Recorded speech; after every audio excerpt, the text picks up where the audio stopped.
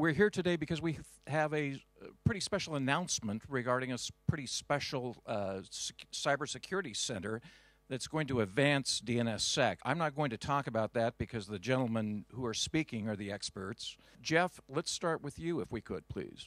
I'm Jeff Moss, the CSO of ICANN, and ICANN, in one of its many roles, is tasked with ensuring the security, stability, and reliability of the Internet's unique identifiers. And so, as part of that, ICANN's been very involved in the policies and the deployment of DNSSEC in the root zone, and we encourage other gTLDs and ccTLDs to deploy DNSSEC as soon as technically possible, because we believe DNSSEC is very important in enabling either both future innovation and enhancing the overall security of the domain name system. And as part of that, basically at the beginning of the year, we had about 0 zones signed. Just last month, we had about 70 zones signed, and just on Monday the 20th, through the work of Packet Clearinghouse, 14 more ccTLDs were signed, raising the total number to over 85. And if we stick with this trend, we're hoping by the end of the year we'll have the vast majority of all zones signed, which would be a fantastic achievement to think that we've gone from basically 0 to almost 100% in 1 year once DNSSEC was, adoption began. So I would like to thank and congratulate Bill Woodcock and the Packet Clearinghouse for signing these 14 new zones, and I think it's a very positive achievement, and it's one that I hope to be congratulating others on in the months ahead. So with that, I'd like to introduce Bill, the Research Director for the Packet Clearinghouse. Sorry about that. So Packet Clearinghouse is a not-for-profit organization that has focused on building secure internet infrastructure for the past 18 years. We have built more than 100 internet exchange points, and we host more than 80 top-level domains right now on our global DNS infrastructure. So when Rod Beckstrom asked us about the feasibility of building out DNSSEC infrastructure on top of that last year, it seemed a very natural fit for our mission and our staff and capabilities. So we, as well as a number of other organizations, have been building infrastructure to do this. Ours is interesting in several ways. It is, first of all, it's operational and providing services right now. Secondly, because of our nonprofit nature, it is done at no cost, and it is done openly in the sense of open source and Creative Commons licensing on all of the documentation and legal work that's being done. So our goal is not so much just to sign a bunch of top-level domains, but to do knowledge transfer to allow top-level domains to sign themselves, to operate their own infrastructure, and so forth. So we just try to make this happen. We don't try to control the process. All of the work that's being done is open for anyone to take, use, emulate, however they wish to. So very specifically, what we are doing is we're building 3 physical security facilities, one here in Singapore, the first one, the second one in Zurich, Switzerland, and the third one in San Jose, California. These follow the same model as the root. So we are using approximately the same physical security. We are using the same procedural security. We are following the same standards that the root does in the ICANN process of signing the root. So the point behind that is that auditors basically have to be satisfied with the way the root is signed, because the root isn't going to be signed different ways for different people. If we use the same processes and procedures as the root, then the auditors can be assured that they don't have to compare apples and oranges. They don't have to look at different standards. They know that the root signing process and the TLD signing process are the same.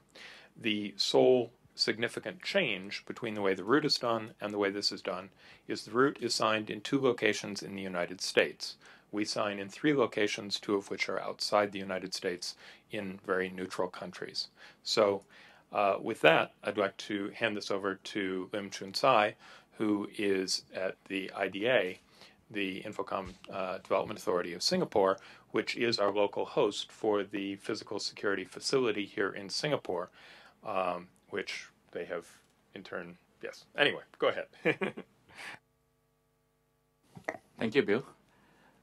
The Infocom Development Authority of Singapore, or IDA, and the Singapore Network Information Center, or SGNIC, are very pleased and honored to see the third node of Packet Clearinghouse, DNSSEC platforms, hosted in Singapore. And we are grateful to NUS to host the facilities. When PCH contacted the Ministry of Information Communications and the Arts to request that the facility be hosted in Singapore, IDA was more than happy to facilitate the process. DNSSEC is very important as users are able to gain assurance that information returned by the remote DNS server they are seeking to communicate with is independently verified and genuine. IDA and SGNIC had established a task force in 2009 and recommended that DNSSEC be implemented to strengthen the security and trustworthiness of the DNS infrastructure for secure and safe usage of .sg domain names.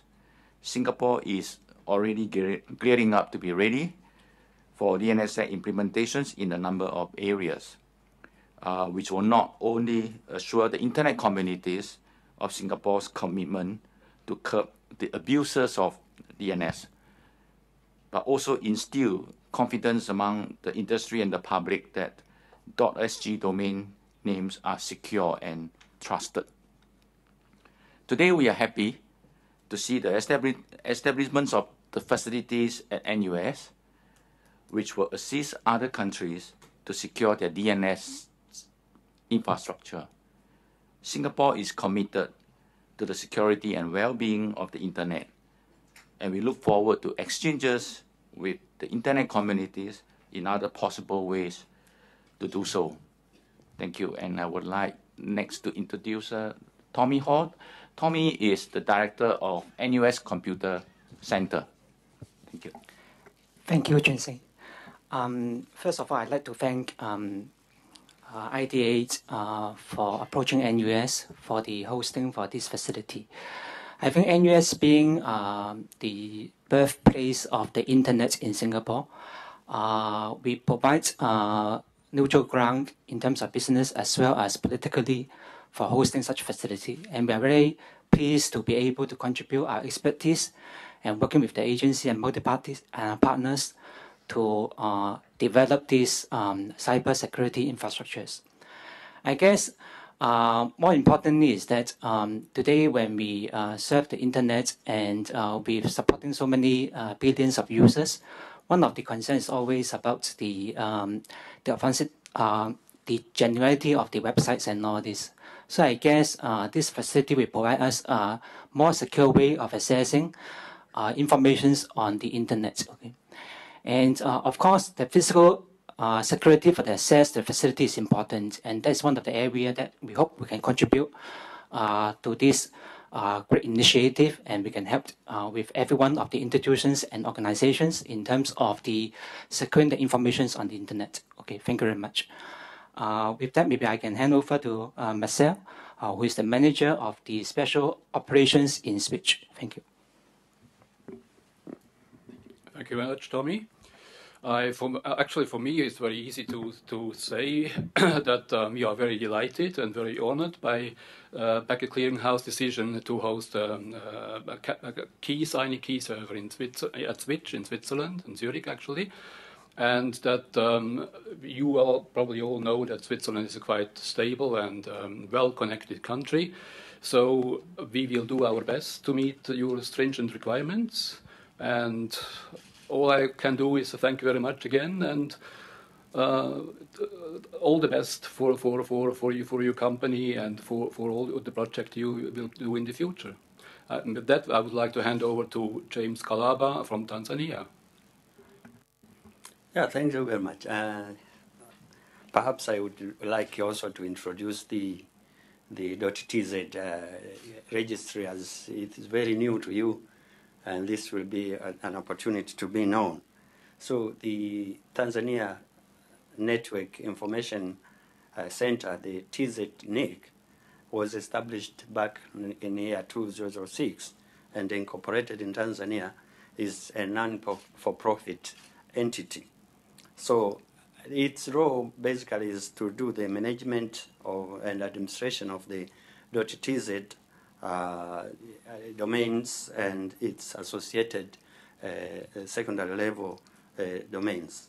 So the founding members of this entity was the Tanzania Communications Regulatory Authority and the Internet community through their association, which is known as Tanzania Internet Service Providers Association, TISPA. So the center, when became operational in August 2009, it proceeded with or continued with its objectives. And in April 2010, the center, after accomplishing a non-contested redelegation process, was designated by the ICANN as both administrative and technical contact for the .tz country code top level domain. So TZNIC, as I have said, is to promote the utilization and of .tz domain names, protect registrars' interests, and ensure affordability and security of domain names for unique identity of Tanzanians in the cyberspace. So the center has just finalized its first ever strategic plan, which is due to start on 1st July this year, and in which DNSEC has been given priority on its implementation. So the strategic plan is of this kind, and it will be operational on 1st July. So perhaps recalling from the original design of the internet, as we all know, originally the internet was designed without much security considerations, and instead it was designed to be a scalable distributed system. So the design has been successfully operational. We don't complain about that.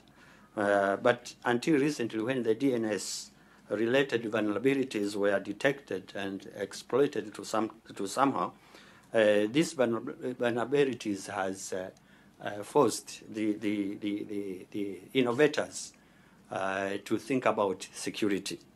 So that's why the current global agenda has been for CCTLDs, domain names, to be secured on the internet, need to be or to implement DNSSEC chain trust platforms. And of course, because of .tz is among the DNS hierarchy, it will never be exempted from that. So coming to the relationship between TZNIC and the PCH, what I should say about that is that there is a service, the Ncast service provided by PCH is being enjoyed by .tz. So TZNIC is part of that service. So in doing that, the DNS service of TLD, the .tz, and their secondary or second level domains, about 7 of them, are all being served with PCH. So in reality, the .tz is available or has the presence in more than 30 locations globally. So to us, that is a good thing from PCH. And on the DNSSEC deployment using the PCH platform, what we should say is that we all know that the DNSSEC implementation predicts a lot of challenge. That is obvious. Including the cost of deploying and the management of the keys. We are saying so because in the event of trust leakage, what could happen is that the key management predicts security risks, as key are sometimes uncertainly secured, seldomly changed, or shared among users. So in addition, you can say that data can be made inaccessible, or in the worst case, of course, can be permanently irrevocable or retrievable if the key is lost or damaged. This is the obvious thing, but we are not afraid of those because the solutions are there. I myself witnessed the Monday's key ceremony last Monday, and how this secure process of creating and storing the Tanzanian keys was very strict. But that I say, again, it remains all vested in human trust. Nevertheless, because of the DNS Enacast we are enjoying as TISNIC, we are saying we have partnership with PCH, and as a step towards securing the internet implementation, DNSSEC using PCH platform is currently considered as an easy undertaking, as PCH already has, as I said, .tz zones, and as of now, .tz zone is already signed on test mode, which is currently available for our engineers to test and familiarize themselves with the platform. So it is therefore important that TISNIC grabs the expertise through this knowledge and gain knowledge through this good arrangement, and which is tailor-made by PCH. And we thank very much the PCH for deployment of this. And finally, perhaps I would mention and conclude by saying that our future plan is that we have chosen this for the learning purposes because of that good research process which is being conducted by PCH.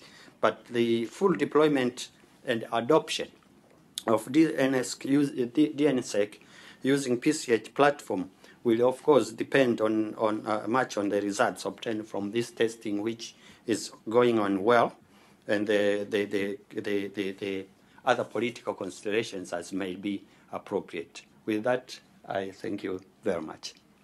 Great. Thank you, gentlemen. First question is online. Jeff, for you, for the journalists who have not previously covered this arena of DNSSEC and its role in cybersecurity, is it an oversimplification to say that it eliminates, or does it simply minimize the chance that Internet users will be misdirected to a site that they didn't intend to go to? In other words, clarify DNSSEC and exactly what it's doing. When you query the domain name system to figure out from a host name to an IP address to resolve where you want to go, in the past that's all been done over UDP, mostly insecure protocol, with no cryptographic verification that the result you get is actually the result that's intended by the name system. So essentially with DNSSEC what we're doing is we're moving to the majority of queries that come back will be over TCP. It'll be harder to spoof, not impossible, but harder. But the most critical component is that they'll be cryptographically signed. So you have much higher confidence. I'm not going to say it's 100% secure because that gets security people in trouble. But it is a much higher confidence that the answer you get is actually the answer that was intended. And that's a first. So it's an extra. If I can clarify for the person that wrote in, it's an extra level of assurance that you ended up where you wanted to go. Precisely. And the interesting thing with this, from my perspective, is that this is, I alluded a little bit earlier to innovation, this is going to allow people to do new things that they had not intended to, that had not been possible before. When you didn't necessarily trust the answer that got back to you, you would relate to the name system in one way. But as you have higher confidence in the answers you get back, you may now start relying on DNS for more. And I think we already see people writing articles and talking about what other new innovations are possible. And that's the part that's really exciting for me, the transformation of the way we interact. I think anytime there's an increase in the level of law and order, the level of assurance in a system, you find new uses and people become comfortable relying more upon the internet or upon any substrate for things like commerce and banking and so forth. And I think this has been one of the weak points of the internet over the past 10 years, is that there's have been continuous upgrades and security flaws, and it's been this cat and mouse game in the whole banking and online commerce sector. And so finally having a protocol that is not really subject to these kinds of half-measure back and forth, is really a huge step forward. And Bill, while your mic is on there, can you explain in very lay terms exactly how the opening of the Singapore Center will advance that layer of security, will advance that DNSSEC movement? So in the past, before DNSSEC, the answers found in the domain name system were simply assertions. Someone said that the answer was this. But you weren't able to tell who made that assertion. Theoretically, the right person did, but if the wrong person had made that assertion, you as an end user would have no way of knowing that. And so this opened the door to a number of kinds of attacks, DNS spoofing attacks, that were often used in compromising people's banking credentials and, credit card fraud and these kinds of things. So what DNSSEC adds is a cryptographic signature that allows the user to know that the person making the assertion is the person who is authorized to do so, that it is your bank telling you where to find your bank's website, not a random Eastern European cybercriminal or something. So specifically what this facility is a hardened physical facility with 5 layers of physical security surrounding a set of cryptographic keys that are being held on behalf of, at this point, 14 CCTLDs, but presumably many more as we go forward in the year. So responsibility for the cryptographic security and the physical security is divided into 2 non-overlapping groups of people. For the physical security, 2 of 3 people must be there to unlock the safes, the doors, and provide physical access to the facility in order to use it. In order to use the cryptographic functions to do key signing, depending on what the function is, either 5 or 3 of a group of 7 trusted parties must be present. So in the signing that we just did on Monday, 5 people, I think most of whom are here in the room with us today, joined us, each one with a share of a cryptographic key that was necessary to activate the equipment that does the key signing.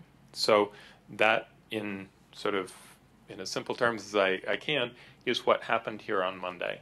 We used a physically secure device to generate cryptographic keys on behalf of Tanzania and 13 other countries to sign their CCTLDs, their country code top-level domains. Yeah, David Goldstein with Goldstein Reports. What will internet users actually see as the result of it? Like you've said, they'll see a more secure with banking and things, but when they're just browsing the internet and things, what will they actually see? At the moment, Google's browser Chrome has just announced a new version that uses DNSSEC to visually indicate the security of a website that you browse to, and all of the other browsers are on track to do the same thing. People's email software over time will also use DNSSEC, and eventually all internet applications will be upgraded to utilize this additional level of security. In the meantime, if someone is suspicious, they can use tools to do manual verification of the DNSSEC signature. There are many online sites that will allow you to check the validity of a DNSSEC signature. I'm Hian Hao. I'm a reporter at the Straits Times in Singapore.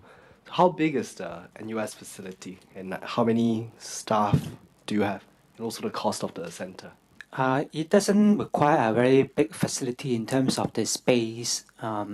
Basically, it's a box running by itself, And then in terms of staffing, I guess all the operations are provided and provided by PCH. Okay, so they can do either remotely or on site. Okay, so in terms of facilities, in terms of footprint, it doesn't require a lot of space there.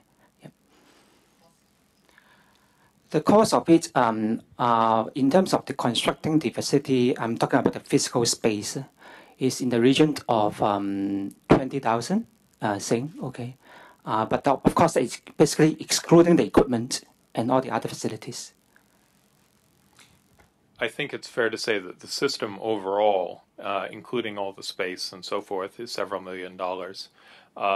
Obviously, a huge portion of that is the physical space that's being used in each of these secure facilities. So we are greatly indebted to Marcel and to Tommy and to Equinix for the facility in the United States, because theirs is probably the single largest contribution. ICANN has supported this by giving us moral support, by giving us the idea in the first place, and by seconding one of their staff in part of his time in the last year to provide the expertise and help us understand how exactly the route was done so that we could replicate that in an open source way. As Tommy said, the physical facility is 2 meters by, well, he said it was very small. Specifically, it's only 2 meters by 3 meters. All three facilities are identical. They have exactly the same equipment in them. And so inside that 2 by 3 meter room is a SCIF, a secure compartmentalized information facility, which is essentially an even smaller metal room that locks up tight, and inside that is an IPS, which is a safe, and inside that is an HSM, a hardware signing module. So this is many physical layers of security, each one more difficult to penetrate than the last, and each one requiring a greater level of authorization to access. When will the other two, sorry, Vivian from ZDNet Asia, when will the other two facilities be ready? And Jeff mentioned earlier about the 14 CCTLDs. How many of them are from Asia? Okay, so let me start with the timeline. The San Jose facility is operational and has been operational for the past 3 months, but the physical security of the 5 layers, only 4 are completed. The same thing is true of the Singapore facility. The Singapore facility has been operational since Monday of this week when we did the signing, but again, only 4 of the 5 layers of physical security are complete. The 5th layer of physical security will be finished in August. For the other 2 facilities, we're aiming for September and October, respectively. September for the Zurich facility and October for the San Jose facility. Regarding the number of TLDs that are in Asia, I would need to go back over the list, but one is in Central Asia, and there are a bunch in the Pacific Islands. But so far, it's mostly been fairly small countries. One of the reasons James is here with us is because Tanzania is not only the second most recent now country to join the system, but is also the largest country to join the system so far. This is Wayland from Zaobao, the Chinese paper in Singapore. I have 3 questions. The first one would be, what is the benefit of having 3 different locations for ICANN and PCH itself? Number 2 would be, are you looking to expand the facility if more and more domains join this cryptographic network? And number 3 would be, you mentioned 5 physical layers. Is there a reason to why it's have 5 and not 4? Yeah, thanks. On your first question, I think 3, if you look at the history of the domain name system, it's a distributed system. And it's gained a lot of its strengths and resiliency due to having very many components spread across geographic regions. It allows for faster responses from a local geographic region. It allows isolation in case there's a natural disaster or man-made accident. So I think from our perspective, the more facilities the better. It adds to the overall resiliency of the domain name system. And from where I sit, I would be nervous if everything existed in one facility. I like the idea of a distributed model. To follow on to that a little bit on the first question, because the users of this system are national governments, and national governments often have little reason to trust each other, if this facility were hosted in any one country, there would be some subset of other countries in the world that would not trust that country. Therefore, we chose 3 different countries, which are not particularly aligned with each other, and all of which are relatively trusted by many other countries.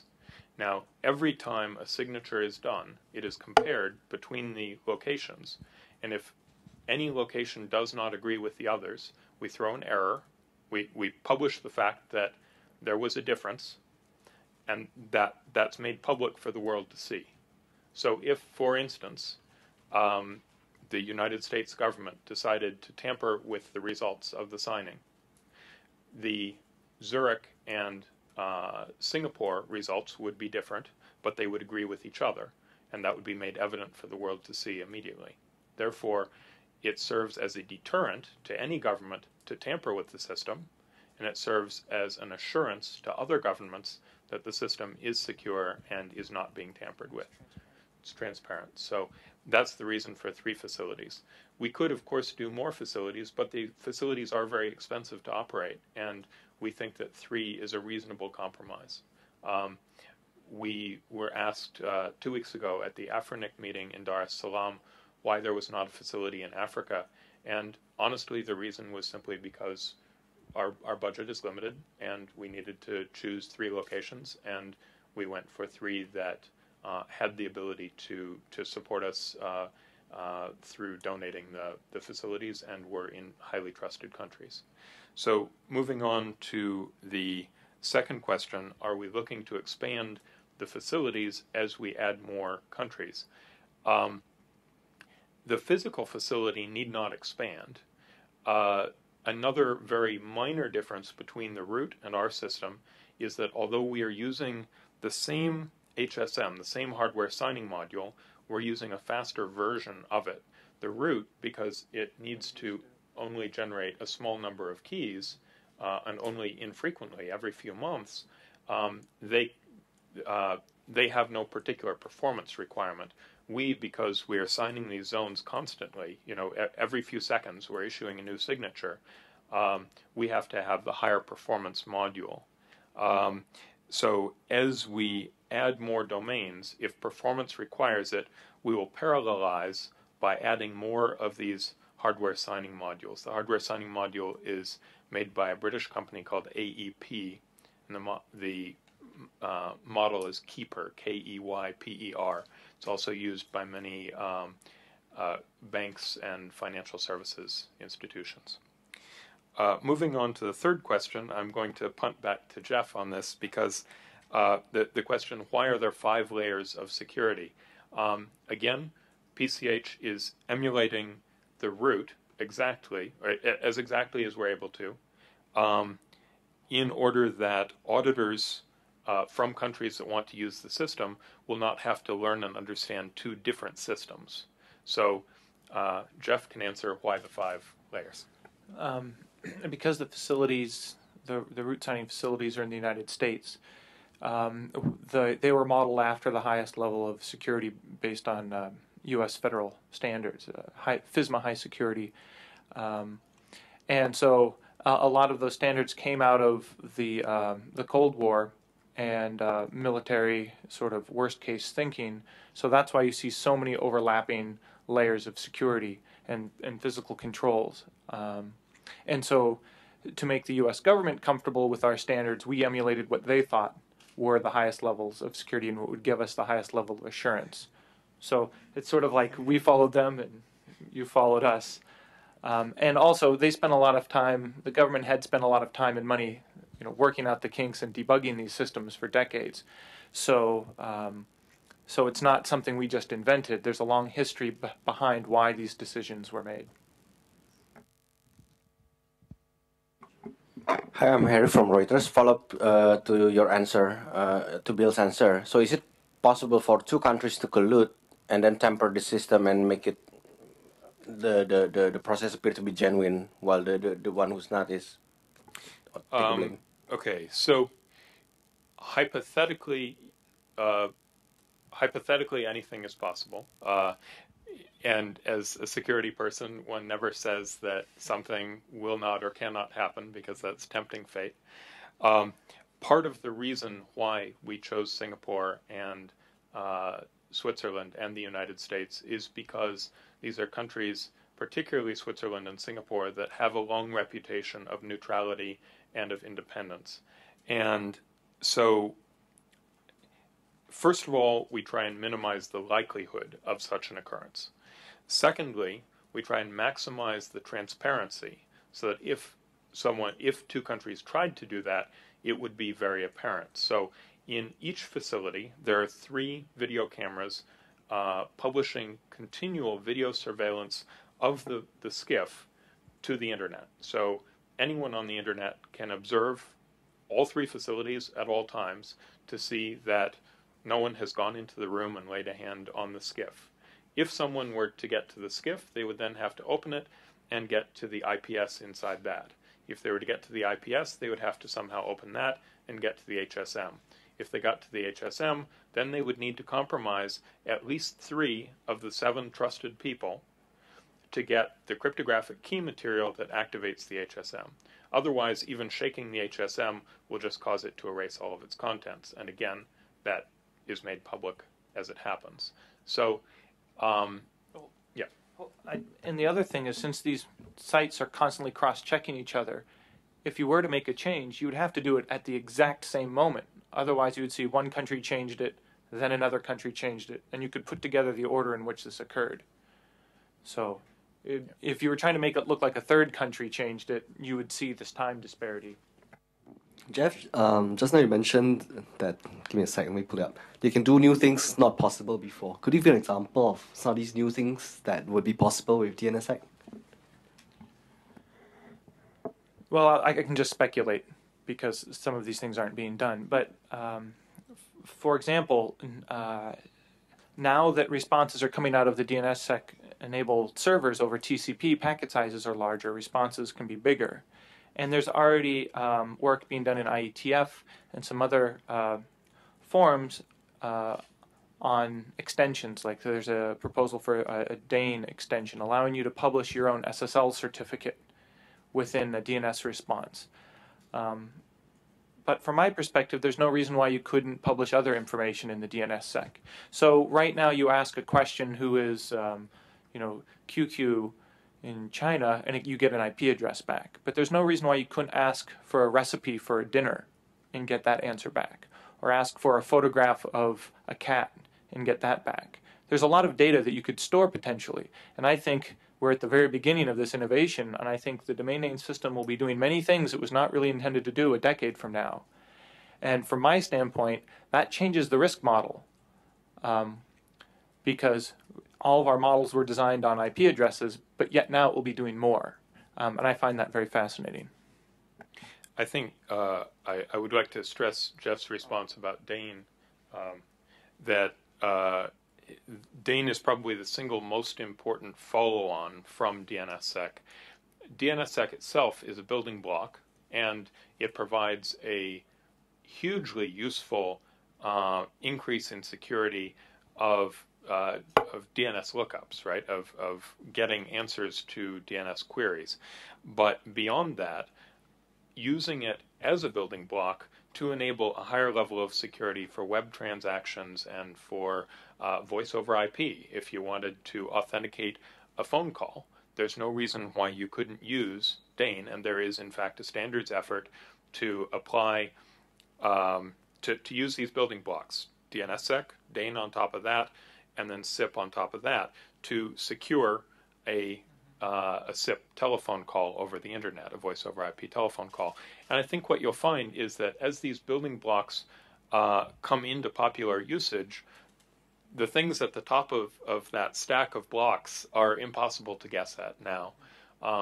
We look back 5 years ago or 10 years ago. And, many of the things that we take for granted in the internet now were not predicted yet then. So, it's very difficult now to look forward and say what will come of this fundamental building block. I always like to point out, imagine how much more business would be done, about how much more innovation, how about much more communication would occur if you could trust your email. If I could trust the email from my bank and not fear that it's a phishing attack, or I could communicate with my local government or my school, just imagine how much more people would have confidence. And so what we're seeing now with DNSSEC first and IPv6 next is the fundamental foundation of the internet is basically getting an upgrade. And we've been working toward this for more than a decade. And these next 10 years are going to be a very transformational time on the internet, because not only will you see DNSSEC and you'll see IPv6, there's some other work going on in routing, that a lot of the foundation's being built in cement now. It's not going to shift under our feet nearly as easy as it has been. And that will enable a whole new generation of applications and trust to do things I would never, in my right mind, do maybe today. But 10 years from now, absolutely. David Goldstein Report. Can you foresee any link between the announcement of the approval of the new GTLD program and any new GTLD possibilities and DNSSEC, or is that sort of a bit too pie in the sky, at least at this stage? I'll take the liberty of giving an answer, but really that's an ICANN question. Specifically, there is a document that ICANN has been working on for some time specifying the technical requirements for new GTLDs. And one of the technical requirements for new GTLDs is that I believe they at least have a plan for deploying DNSSEC in the short term. Just to follow up, though, will it change any possibilities of use? Like .tel, for instance, was a new way of doing a contact database, but would DNSSEC sort of change possibly a way of the idea, what a new GTLD might do, or you just can't tell for now? Well, there are certainly new GTLDs that have, as part of their business model, been counting on DNSSEC.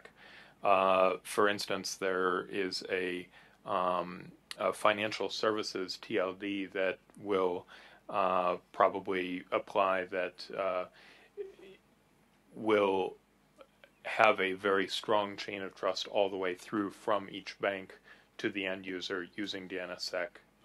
So yes, that is integrated. It doesn't particularly have to do with our platform, which is CCTLD specific at the moment. I'd like to relay one question that we got online. Mr. Woodcock explained the country selection process, but Mr. Kilabek, what does it mean to your country to be one of the first to make use of the new Singapore DNSSEC Center? Well, I might not have a right answer, but we in Tanzania always join innovations. We like innovations. And because the DNSSEC has been a global agenda, and we don't want to be left out. And as here Bill has put it, the selection of the countries to us, all the countries are verifying it to us. So we don't have any problem with the selection, and you can join any country of the three. And as of now, the testing is ongoing, and we don't have any problem. So that's what I got to say. Gentlemen, thank you very much for your time.